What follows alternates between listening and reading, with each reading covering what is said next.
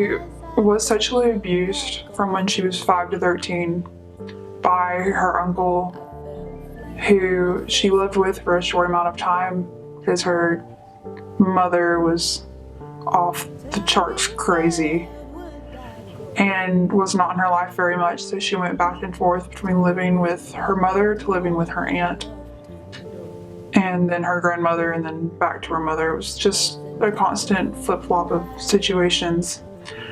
While she was living with her aunt all those years, the husband of the aunt came into her room late at night and said, "If you don't do what I tell you, then I'm going to do it to your sister. And if you tell anyone, they won't believe you." So she kept quiet and didn't tell anyone because she thought she was protecting her sister, who was 3 years younger. While this was going on, it happened to come out that she was not protecting her sister, because it happened to her sister from when she was 4 to when she was 15. Later in life, this woman got married and had 2 kids, a boy and a girl. And then she told her husband she was done having kids, but her husband told her she was not. One night, he forced her into having sex with him, and 2 weeks later, she found out she was pregnant. After that, she cried for a week, and the child was born 9 months later. It was a healthy girl. The child grew up being called the biggest blessing, but she didn't quite know why. The mother did all she could to protect her daughter from what had happened to her as a child and even as an adult, but she couldn't protect her daughter from the evil things in this world, because when the daughter was 15, she had trusted this boy because she grew up with him. They played sports together, they were in band, but he was 2 years older than her and a whole lot bigger. And one night, after she had a fight with her brother, she called him and asked him to come pick her up. And he did, and he took her back to his house. And they hung out there for a little while. And then on the way home, he had his hand on her thigh, and she told him to move it. And he did. But instead of taking her straight home, he took her to the band director's house because the boy had been house sitting for him while he was away. He ushered her inside and locked the door behind her, and then they went into this room and he pushed her on the bed. She was 5'1" and he was 6 feet. He was a whole lot bigger than her, and despite her saying no and telling him to stop, he did whatever he wanted. He took off her clothes and put his hands wherever he wanted. He forced her to do things, and she had bruises on her neck from his hands. After he was finished, he told her to get dressed, and then he took her home, where she just laid down on the couch and just cried. She didn't want to tell her mother because her mother had spent her entire life trying to protect her from it, and she didn't want to break her heart. The mother still doesn't know what had happened, and the daughter doesn't know if she's ever going to tell her what had happened. Today, the daughter is 17, and she is sharing her story because her story is mine. I am the girl that was conceived from sexual assault and then experienced sexual assault. And it happens. There's nothing that you can do to stop it. This girl goes to Blackman. Statistically speaking, 1 out of 3 girls will be sexually assaulted before the age of 18. This means that at Blackman, 352 girls have or will be sexually assaulted, and out of these, 106 will tell. Was it the blue?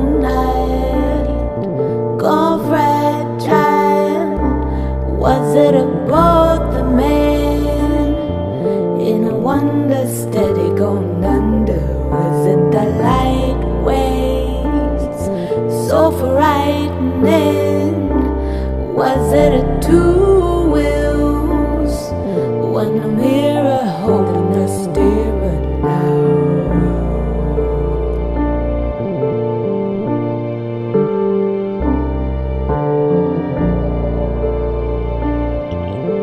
So, I was a freshman. I wasn't even a freshman yet. It was before I came to Blackman. And I've always loved football. And a guy approached me online that happened to be a Blackman High School football player. He was a junior, he's an upperclassman. And me being an upcoming freshman, I thought it'd be awesome for me to know this guy. And he was always telling me how beautiful I was, and I always wanted a guy that went to church every Sunday and loved God more than life, and was just an amazing guy and put family first. And that's what he portrayed himself as. The first thing he ever really told me is that I was a Christian guy that loved God and that his mom died. And he uses that to pull people in to him. We dated for a while. 2 months before he sat me down and told me how our relationship was going to work. He would come over after football for about 4 hours and do lots of things to me, whether I wanted it to happen or not. My upstairs is where it typically happened, and as soon as we got to my house is where we went.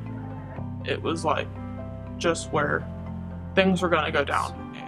And he would do it in front of my parents to where he would say, let's go upstairs, and like he was really quiet about it. And if I told him no, he'd grab my arm, and I have red marks on my arm, or he would pinch me in places that you wouldn't notice under a blanket and make me blue. So I would go upstairs like he told me. And my mom would always notice that furniture is moved around upstairs, that where the indentions on the carpet were supposed to be from the couch didn't match up anymore. I told her we were just wrestling, and little did she know it was a little bit more than wrestling. My dad would find broken jewelry in the couch, the cross necklace he bought me to symbolize God in our relationship. And my dad made jokes because he wasn't aware of what really was taking place upstairs in his own home. It got to the point where I was scared. I always asked him to come over after football, hoping that it'd be different. That's how a relationship was supposed to do, was you love someone, you do what they ask you to. And that I would do anything for him. Even if it was against my morals, if it was against the way I looked at life. So, where it really almost happened was in a car at Barfield Park, where his church had church softball. After church softball, he said, it's happening. I said no, and he pulled me into his car and said, we're leaving.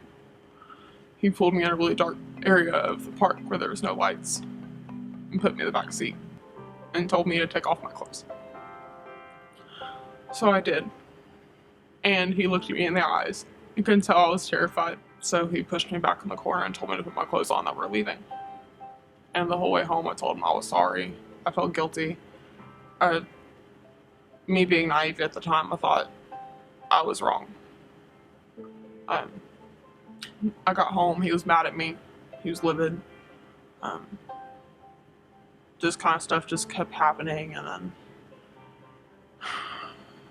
eventually it got to the point where he found a way around it to where he wouldn't have to look at my face. And that he wouldn't have to look me in the eyes anymore. And that's the way he did it. Because he didn't want to feel guilty about what he was doing. He didn't want to look at me as a person. He wanted to look at me as an object. I wasn't a person to him. He didn't love me. It was just a way to get satisfied. In the parking lot in Blackman High School, he'd offer me to trade me with other guys for their girls. And of course they always said no, because it was sick.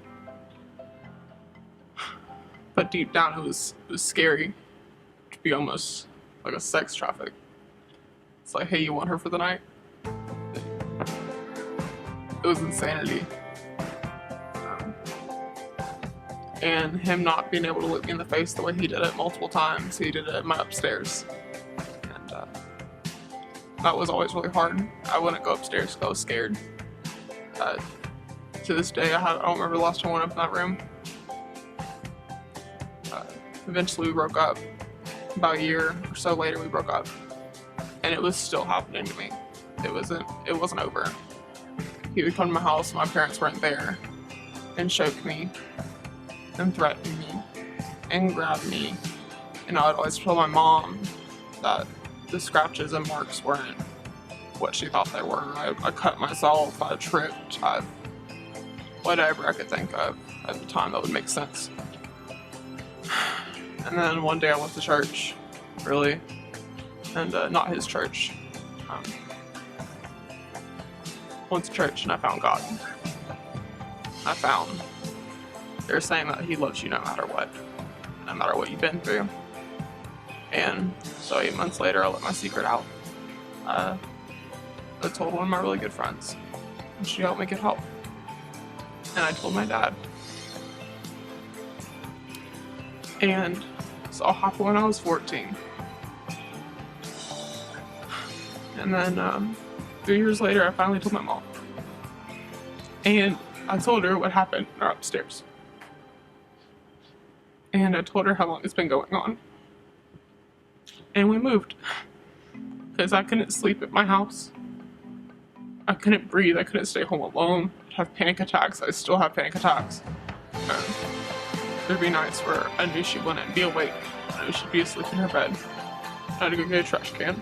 And I'd cry and sit on the edge of my bed and throw up until I couldn't anymore. So now, as I walk through life, I still have things that trigger it. I'm 17, so it happened about a little over 3 years ago.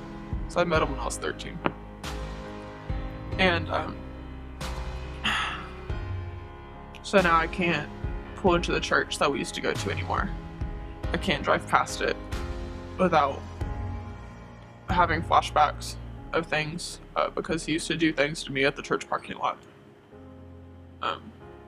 which really messed with me and my faith, honestly, because how could something so bad happen to you in the home of God?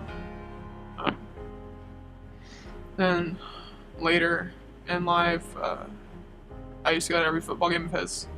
I drove anywhere for him, and it's hard for me to sit at football games now. It makes it really difficult to stand where he was and to know that he could show up any moment, and that it's more than just he played here. It's more what happened here. Not only did things happen at home and at church, they happened here at Blackman. On the parking lot, wherever, really. It's hard to walk these halls every day, knowing that's where he walked. It's where he made her jokes at me. It's everything. It's here, and I'm ready to get out of here. It's nothing anyone can do. It's nothing I can do. It's just flashbacks that you can't fight. I met with a 4th grade girl who had been gang raped by 4 adult men. And this was a 4th grader, so we're talking 10 years old, who initially there were rumors going around that she was pregnant. And fortunately, she and I had a really great rapport.